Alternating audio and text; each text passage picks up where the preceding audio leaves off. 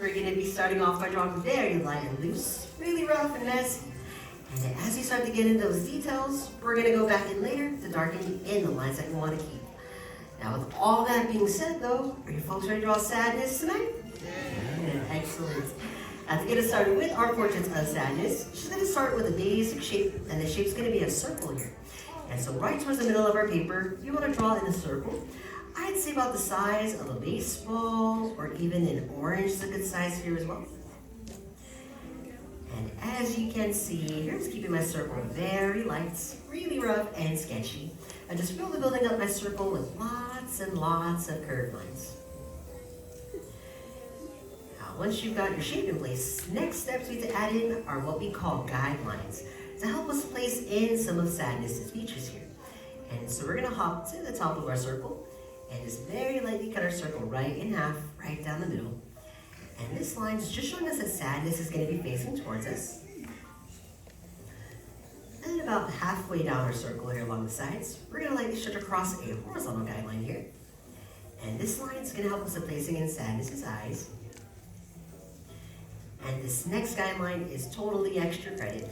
But what I like to add in just to figure out where her hair is going to be parting is actually go right to the middle of my circle. And I'm going to cut this upper quarter in half with a diagonal line here. And this will give us our basic foundation for Sadness, but it looks nothing like her. With this foundation in place though, our first feature we are going to add in for Sadness is going to be that collar to that sweater that she wears. Just so she's not a floating head kind of sitting on our paper. And so we're going to go right to the bottom of our circle, and we're actually going to carve off the bottom of our shape here by drawing across a flat line. Then when it comes to building up the sides of that collar, we're going to go to the bottom of our circle. And over here on this left-hand side, I'm going to bring down these two stretched out letter C curves. You can also think of this like we're building up this backwards number 3 here on the left. Then hopping over to the right-hand side, I'm adding the same 2 curves. This one's going to be a forward number 3, curvy number 3 here. And once you got those 2 curves in place, we're going to play a little game of connect the dots. And so we're going to join our 2 points together at the bottom with a stretched out letter U. So right now it's going to look like we have this very big snow globe kind of sitting here on our paper. But we don't want to leave this as the bottom of a snow globe for Sadness. To really show that this is her sweater here, we do want to add in a couple of folds to the inside. And so right on the inside of our shape, just like how we built up the sides of the collar, I'm going to go right inside of my shape now, and I'll add in some more of these curvy number 3s. And there really is no right or wrong amounts of these folds that you need to add in. Really feel free to add in as many as you like here.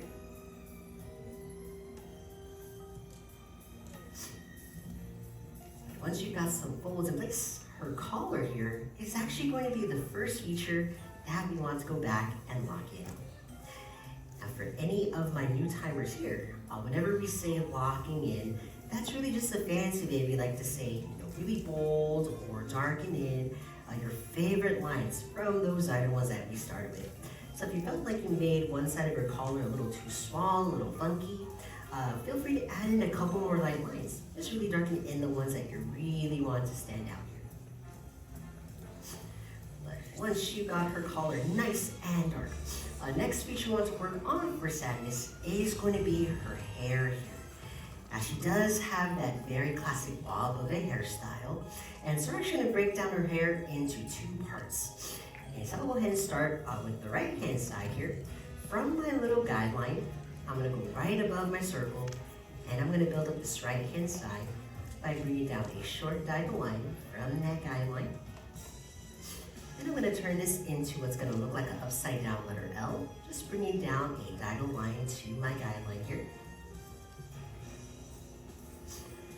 Then as I reach my guideline, I'm going to tuck this right back to the side of my circle with a short diagonal line. Now if you do want to add in some texture to this side of her hair on the inside of her shape, I like to add in just 2 little vertical lines right towards the bottom.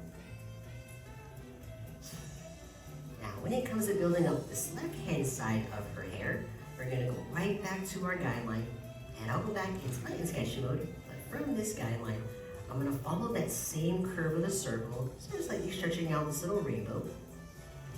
And as I bring this rainbow down to my guideline on the left, we do want to add in some more of that hair-like texture.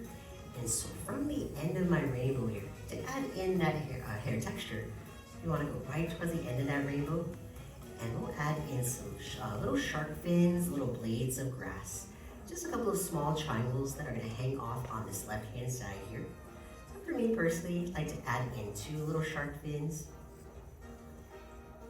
And on the inside of that bigger one, I'll add in 1 more letter V on the inside there too.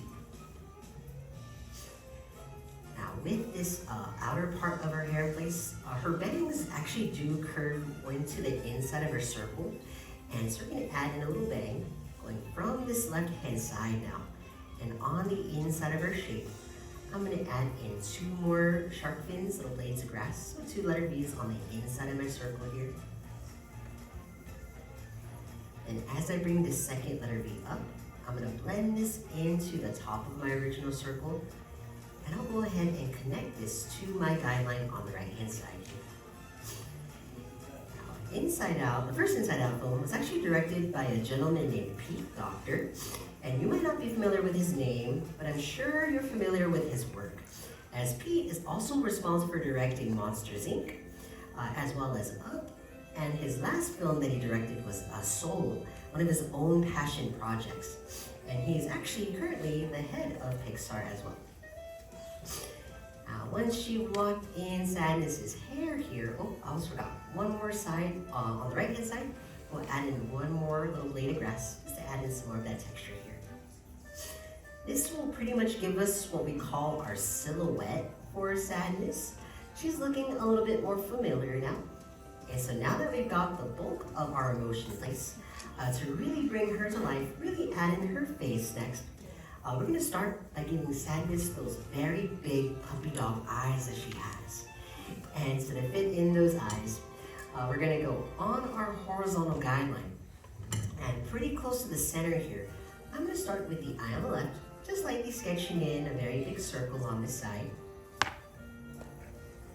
And I always like to keep this first eye nice and light to start with, just in case I make her other eye too big or too small. I can always go back and readjust. So on this right hand side, lightly build up that right circle here as well. And once you've got her eyes to a pretty decent size here, this next step is totally extra credit. But what I like to do is go right up to the tops of my circles, and I'm going to thicken up the tops of her eyes just a little bit more to give Sadness more of a lash line. But as we start to lock in her eyes, we don't want to leave Sadness like this here. Otherwise, she's going to look like she's seen some things. She's seen Inside Out though. She's definitely seen some things at her time. And so when it comes to waking her up with her pupils, this is where you can get creative with your sketches. You can have Sadness looking any way you like. Maybe up, down, cross-eyed. You can add in some hearts, stars, maybe add in some little tears going down her eyes here. But for me though, I'm gonna keep her nice and classic, just going right to the inside of her eyes. And I'm drawing in some very big circles, really filling in a lot of that white space on the insides of her eyes here. Now, when Pete Docter was coming up with the story for Inside Out, he actually based this off of his own daughter, now named Ellie, who was also the inspiration for young Ellie from Up. She also voiced the character as well, and she's actually the physical inspiration for Riley from this film too. And he actually based this story off of his daughter because he was noticing as she was changing from a child to a teenager, completely changed her mood. She was this very energetic, outgoing child. But as she was starting to become a teenager, she started to become very shy, very awkward. And so he kind of just wanted to really get inside of her head. And so that's kind of where the origins of this came to be. Once you've got Sadness nice and awake, to make her a little bit more expressive here, we do want to give our emotions some eyebrows. And so when it comes to giving her that really sad kind of puppy dog look, just right above her eyes here. I'll start her eyebrows by adding in just a small little letter U here on each side. So right now she's going to look like a product of the 90s for a hot second. She's going to have that pencil thin brow. So definitely go back a couple times, really thicken up the eyebrows a little bit more. You're going to look more like little crescent moons right above her eyes.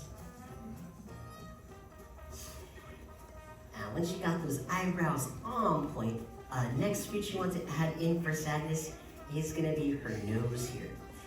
And so when it comes to adding in her nose, we're going to go right to the middle of where our two guidelines cross. And just below our horizontal line, you want to draw in a small little rainbow right in the center. Now, right now she is missing a pretty important accessory to really help her see. What's she missing? Glasses. Yes, those very big round glasses that she wears. Pretty similar to Enda modes. And so when it comes to adding in those glasses, you want to go right around the eye and the eyebrow. And I'll start it nice and light, but I'm going to sketch in just a very big circle that's going to reach the edge of that original circle that I started with there. And I'll really go back around a couple times to really thicken up the glasses here on each side. But you can also get creative with the frames. You can add in any sort of shape, maybe some heart-shaped glasses, star-shaped glasses there. Get creative with it. Now once I've got them to the thickness that I like, to bridge them in the middle here, I'm going to go right between those circles and add in just a small little rectangle for right between the two. Now one of my favorite things when it came to designing the emotions for this film is that the original 5 emotions were actually based off of shapes. For example, sadness here, her shape was based off of a little teardrop. With joy, her starting shape, she was based off of a star, which is why you see her in a lot of poses where she's stretching out her arms. Her hair is the tip of the star. For anger, he was based off of a brick. Fear, his shape was based off of a nerve in the human body. But one of my other favorite emotions in this film, disgust, is actually based off of the thing that Riley really hates, which is, yes, broccoli. Now, once she got those glasses nice and dark, maybe the last detail we need to add in for sadness is going to be her mouth here. Now, you can give her any sort of expression that you like. Give her a really small smile, maybe a little frown. For me, though, I like to have her like she's pouting her lips, like they're quivering. And so I'm going to go right below her nose. And for her mouth here, I'm going to add in this very stretched out letter M. Keep it nice and soft. And she's just about to cry here. Now, once you've got her mouth in place, that is going to be the last step that you need for your sketches of this emotion. And so this is the time in your drawings when you want to go back in, do some touch-up work, really darken in any lines that might have faded away in the drawing process, and she'd love to stand out nice and dark. Since her hair is a darker shade of blue to the rest of her skin there, I like to take the side of my pencil, kind of use it as a crayon, and I'll softly shade in her hair.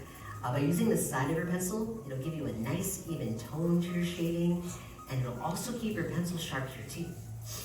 But this is always my favorite step, because when you hear the shading out there, it's always like ASMR to me. But once you've got all of that in place, really the last mark any artist truly needs to do on their work before it's complete are gonna be your signatures. So make sure you do find a spot somewhere next to your drawing here, and go ahead and sign big and proud, because you have just learned how to draw your very own portrait of sadness, the emotion I feel every time I have to pay my rent. All right, now in the end, did you all have fun? Yeah. Yes, that's the most important part about drawing. It's really having fun here. Well, before we say goodbye, let us see all our amazing sketches here tonight. So we're gonna have a quick little art show. On the count of 3, let me all raise your boards high and proud. And take a moment to look around, because we all drew sadness a little differently here. And so 1,